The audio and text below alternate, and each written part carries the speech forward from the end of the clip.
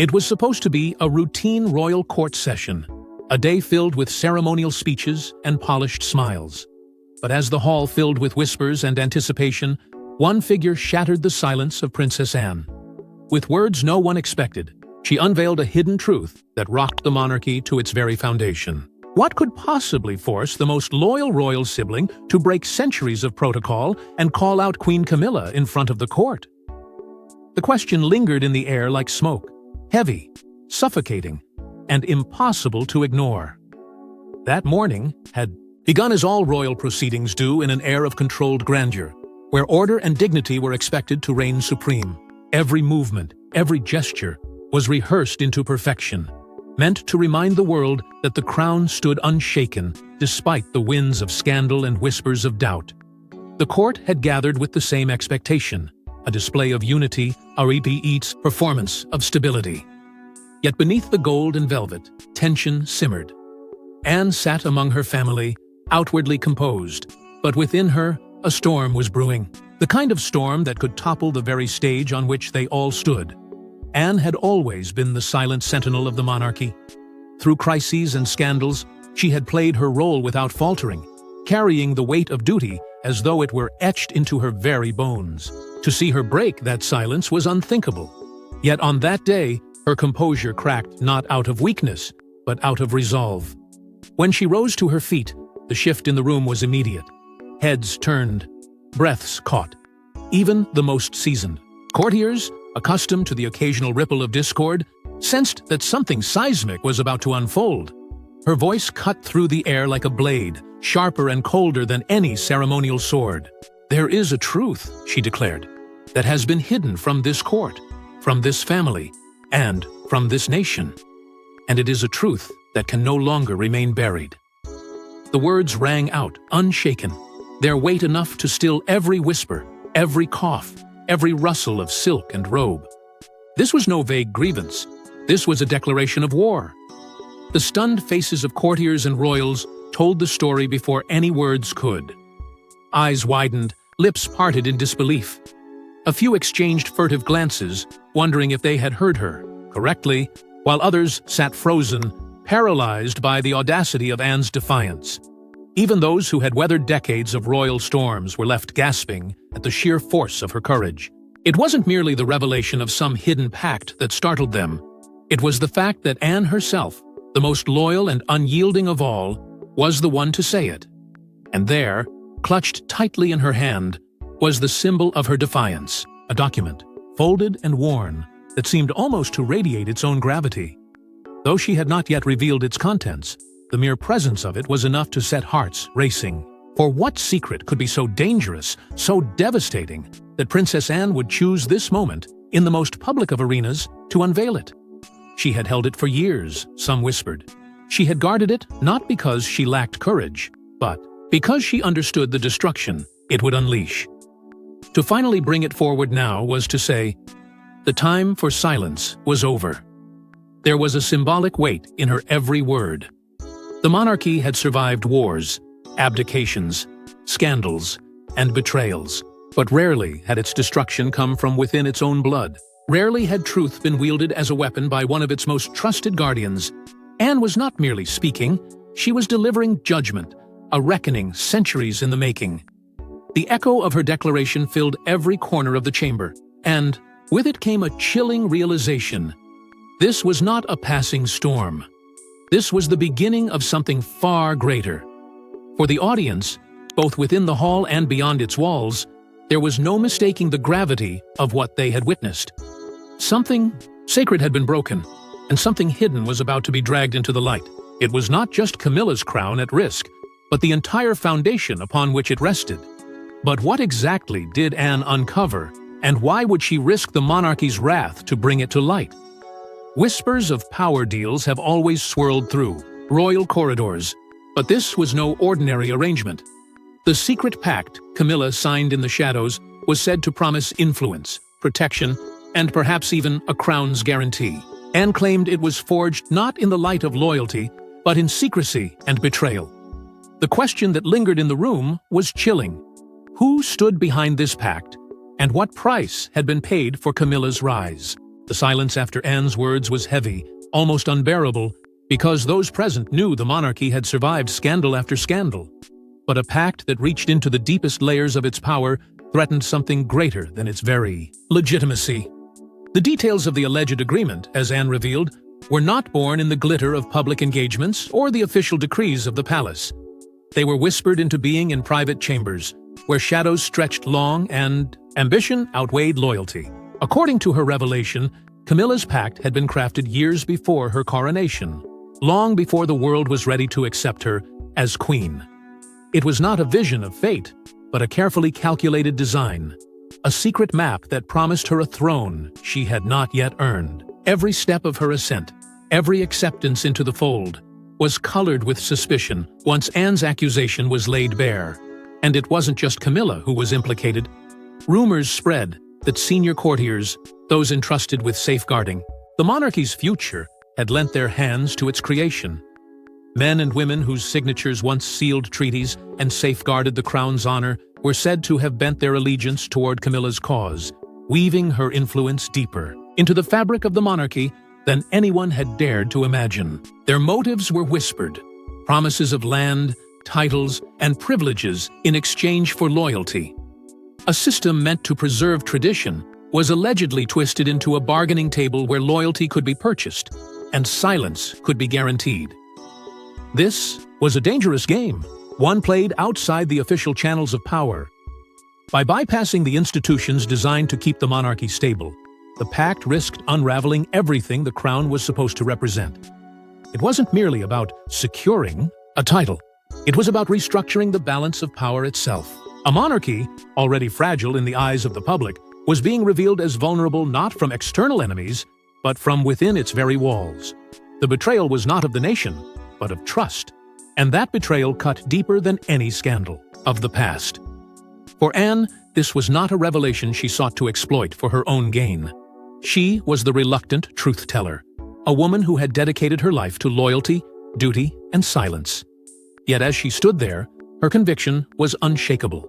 To her, the monarchy was not just a crown or a ceremony, it was a living bond between family and country. And if that bond had been corrupted by hidden pacts and secret promises, then to remain silent would be a betrayal far greater than exposing the truth. Her voice carried not the tone of rebellion, but of warning, as if she was tearing away a mask that had fooled even those closest to the throne. Those who listened felt the weight of her words not just as accusations, but as prophecy.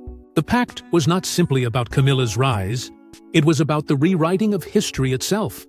For if her power had been built upon shadows, then every triumph, every step forward, had been part of a deception. And if such a deception could exist, at the heart of the monarchy, what else lay hidden in its depths? If Camilla's pact was real, it didn't just alter the future, it rewrote the past in ways the world was never meant to know. For decades, Princess Anne had been the monarchy's steel backbone, silent, dutiful, unflinching. But even iron bends when enough pressure is applied.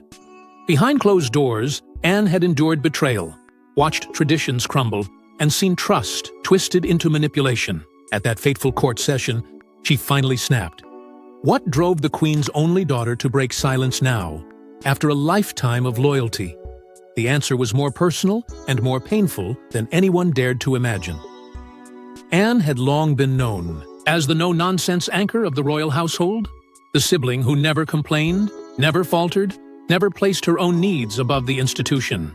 While others stumbled in scandals or retreated from duty, Anne remained steadfast, a constant presence that reassured the crown and the nation alike. Yet beneath her steely exterior, fissures had begun to form. They were not visible to the public. But within the palace walls, she carried the crushing weight of suspicion. Slowly, her trust in Camilla eroded, chipped away not by one event, but by a series of unsettling discoveries that left Anne questioning whether the monarchy was truly being guided by loyalty or by manipulation. It began, as these things often do, with a private confrontation. Anne had once approached Camilla in the quiet aftermath of a royal event, unsettled by whispers she had heard and by the unusual influence Camilla seemed to wield behind the scenes. Camilla dismissed her with practiced charm, insisting everything was for the good of the family. But there was a flicker, a shadow in her response that left Anne uneasy. From that moment forward, the seed of doubt had been planted, and it grew. With every unexplained decision, every sudden shift in the balance of power within the palace. Compounding Anne's unease was the memory of Diana.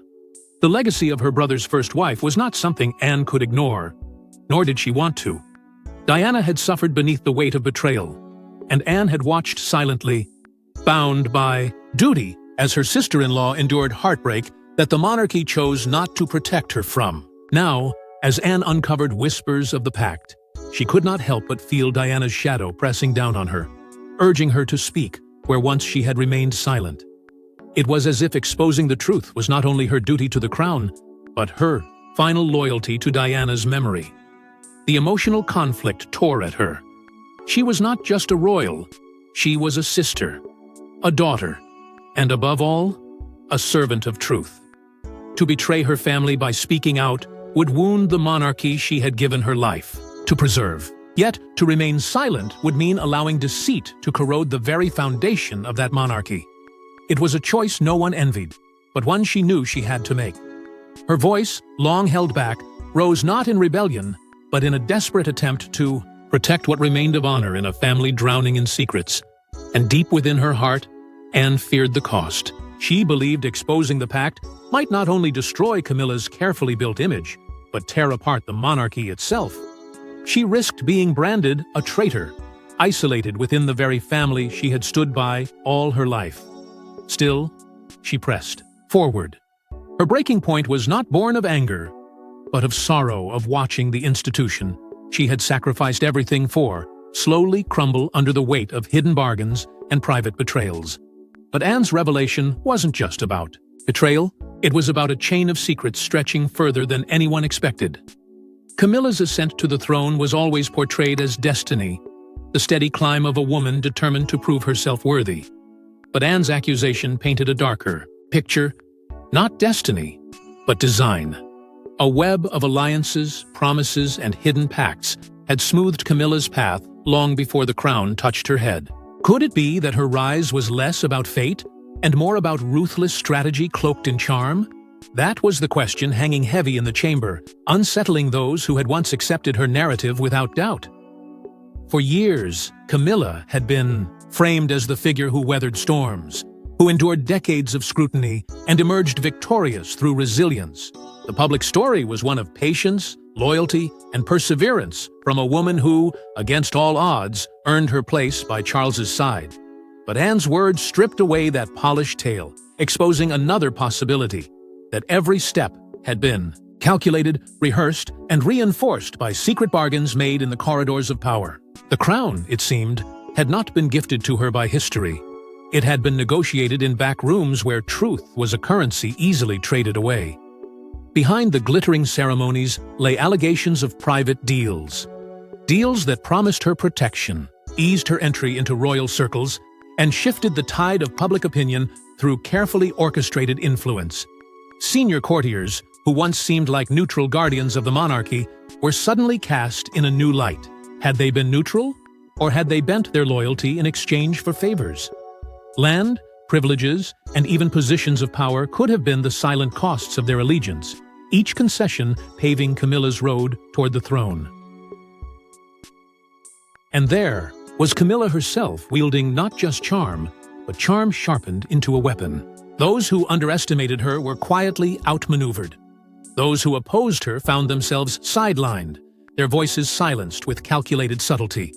Within the family, whispers of doubt and dissent were suppressed before they could grow. What had been seen as her warmth was now painted as strategy. What had once been interpreted as grace could just as easily be described as manipulation. Even Charles's role was not free from speculation. Anne's words suggested that the pact extended further than anyone realized, that perhaps even the future king himself was ensnared in promises made long ago. Promises that bound his judgment and silenced his freedom. If true, it meant the monarchy's direction had not been chosen in openness or love, but through obligations whispered in secret, hidden from the very people the monarchy was meant to serve. The reimagining of Camilla's rise was devastating. It tore away the carefully cultivated image of triumph over adversity, and replaced it with the image of an ascent, constructed brick by brick, deal by deal, silence by silence. To those in the court, the realization was not just about her personal story. It was about the institution itself.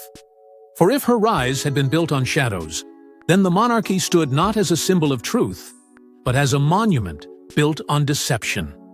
If Camilla's power was the product of a pact, then the monarchy itself stood on a foundation of deception. Anne's claim wasn't built on whispers alone. It was rooted in evidence, hidden in what insiders called the vault of forbidden letters. Fragments of correspondence suggested promises exchanged in secrecy.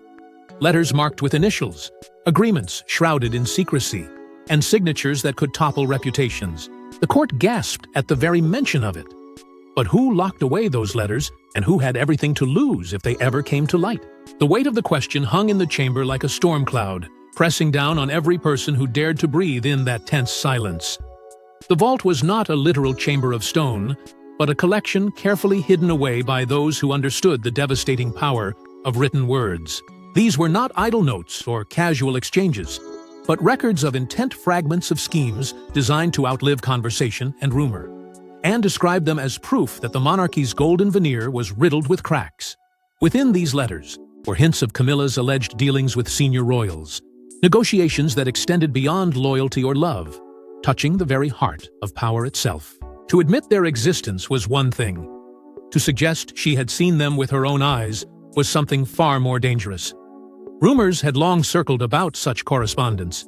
Whispers spoke of letters where promises were sealed with initials rather than names, and where coded words replaced plain declarations to avoid suspicion. There were those who believed these letters charted the architecture of Camilla's ascent, who would be rewarded for their silence, who would be protected for their allegiance, and who would be cast aside in the quiet pursuit of her crown. These were not agreements meant to be made public. They were designed to remain forever hidden in the shadows, kept safe by those with the most to lose, should they surface. What made the revelation truly explosive was Anne's implication that she herself had gained access to them. The danger of that admission was immense. For a royal to merely acknowledge such papers existed was perilous enough, but to hold one in her hands during the court session was an act of rebellion that could never be undone. As her fingers gripped the folded parchment, she became both a witness and a weapon. Her silence had protected the pact for years, but her voice, backed by these fragments of ink and paper, threatened to unravel it in an instant. Those listening were left to imagine what the letters contained. Was it Charles's reluctant acknowledgement, his signature buried under layers of formality? Was it the endorsement of courtiers who traded loyalty for privilege? Or was it Camilla's own handwriting, proof of ambitions that stretched far beyond the role she publicly embraced? Each possibility struck terror into the hearts of those who understood that in politics, written words carry more weight than 1,000 rumors. To expose them was to risk setting the monarchy ablaze from within. Anne's defiance carried a chilling truth. These letters were never meant for public eyes. They were designed to remain sealed in the vault forever, buried deep beneath the gilded image of unity. By bringing them into the light, Anne had crossed a line that could never be retraced. The truth, once unleashed, could not be locked away again. Every word written in those letters now cast a shadow over the monarchy, reminding all who listened that power gained in darkness can never truly stand in the light. Yet even the letters only scratched the surface, because Anne's revelation hinted at something far darker. If there was one figure whose shadow loomed over the entire revelation, it was Diana. For Anne, Diana wasn't just her brother's wife, she was family, a sister in arms, against the pressures of monarchy. To suggest that Camilla's pact had been struck while Diana was still alive was a wound too deep to ignore. Anne's words cut like a knife. This was never about love. It was about power. The hall froze. Silence stretched, heavy and suffocating, as those present felt the weight of a truth they had long suspected but never dared to confront. Diana had always been more than a princess of Wales.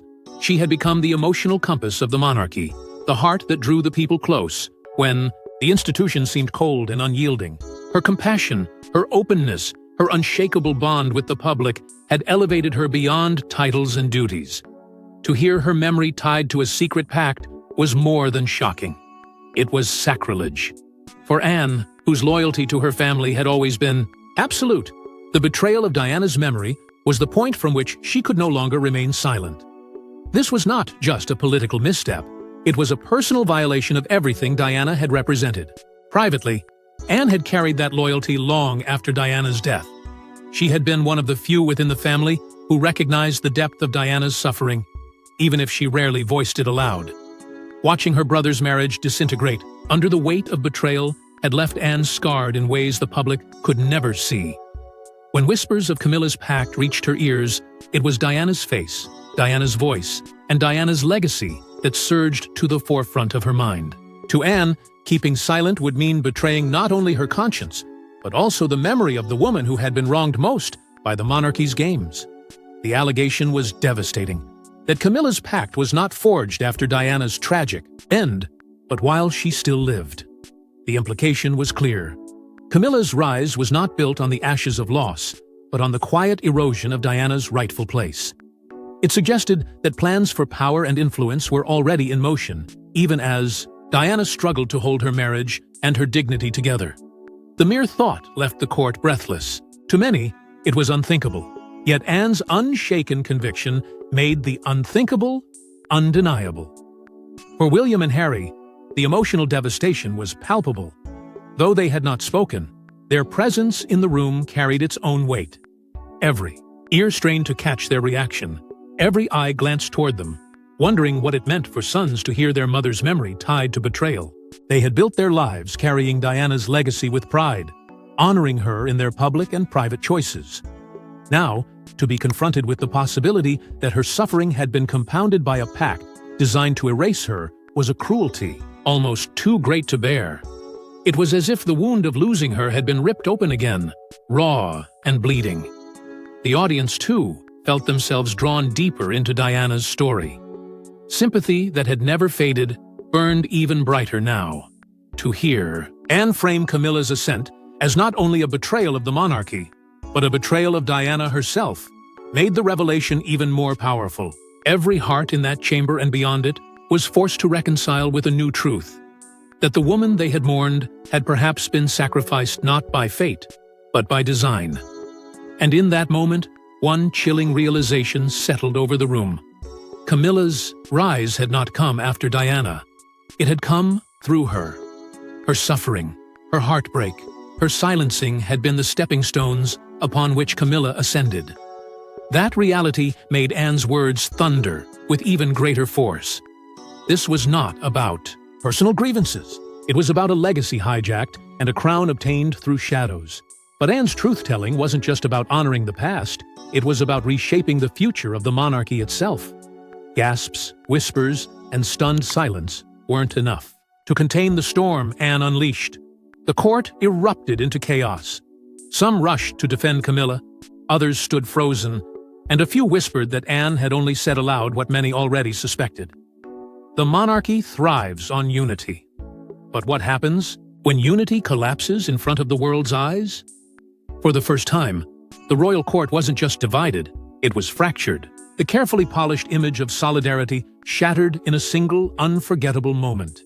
The immediate shockwaves were unlike anything the palace had witnessed in decades.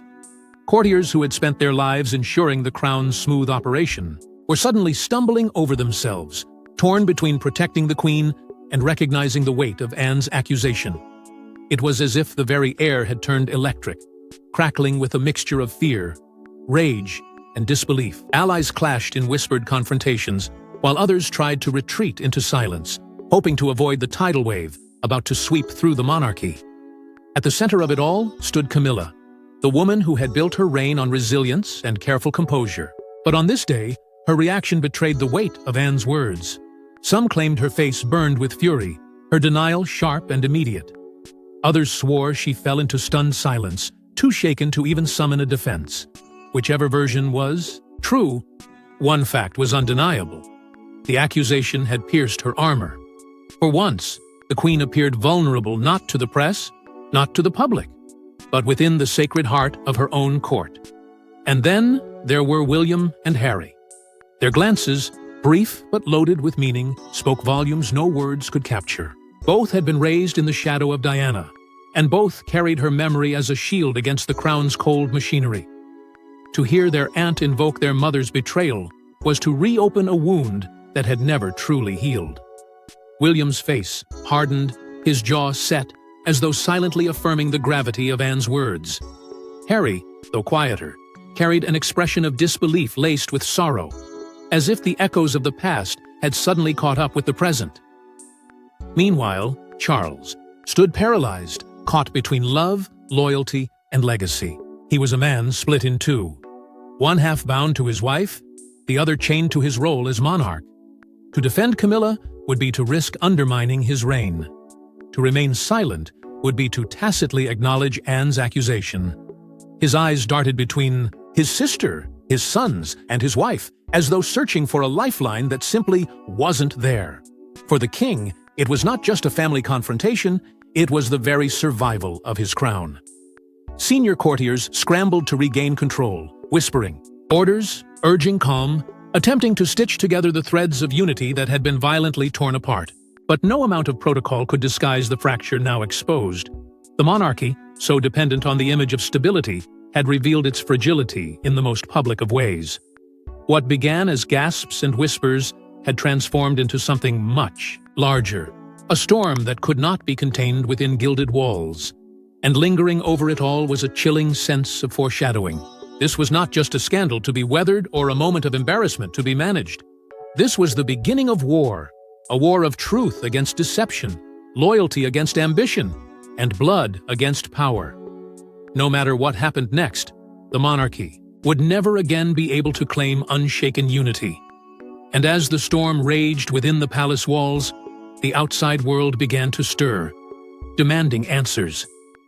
Secrets may be born in shadows, but they don't stay hidden forever. Once Anne's words spread, beyond the gilded court, the nation itself turned restless. Newspapers blared with headlines, crowds gathered outside palaces, and questions echoed. Was the monarchy built on lies? Could Camilla remain queen under the weight of such accusations? For a family that had weathered storms before, this was something altogether different. An earthquake shaking its very crown. This was not a scandal whispered at the margins. It was outrage echoing through the streets, demanding answers that the palace seemed too fractured to give. The media pounced with ferocity, dissecting every syllable of Anne's accusation.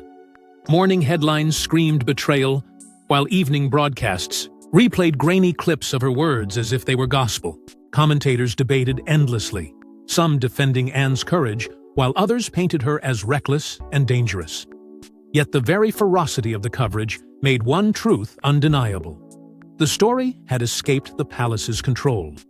What had once been a private revelation in a gilded hall was now a national reckoning unfolding in real time before millions of eyes.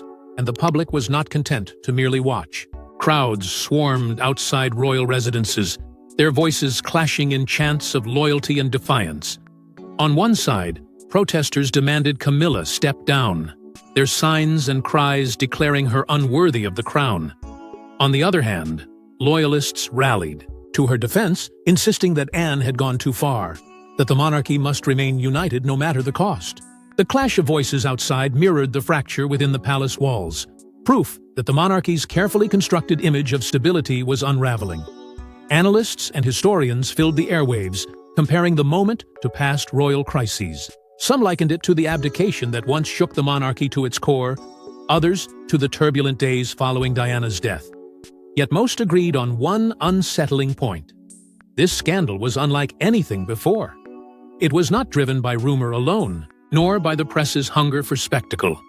It was ignited by the monarchy's own blood, a sister turning her voice against the throne. The weight of that betrayal, and the evidence behind it, threatened to erode centuries of trust between the crown and its people. The monarchy's reputation now dangled by a thread. What had long been a symbol of continuity and tradition suddenly seemed fragile, its foundation questioned in the open. Every interview, every editorial, every conversation on the streets carried the same haunting refrain. If the monarchy could not protect truth within its own walls, how could it expect to command loyalty from the nation? The crown's glow was dimming, its brilliance clouded by doubt and suspicion. And still, Anne remained silent after her explosive revelation, letting the nation tear itself apart in speculation. That silence became its own form of power, a reminder that her words were only the beginning. Those who had thought the worst was already laid bare soon realized they were mistaken. Anne had not played her final card. She was waiting, watching, bidding her moment to strike again. And when Anne revealed her last piece of evidence, the monarchy's future was sealed forever. Thanks for watching. Don't forget to like and subscribe, and we will see you in the next one.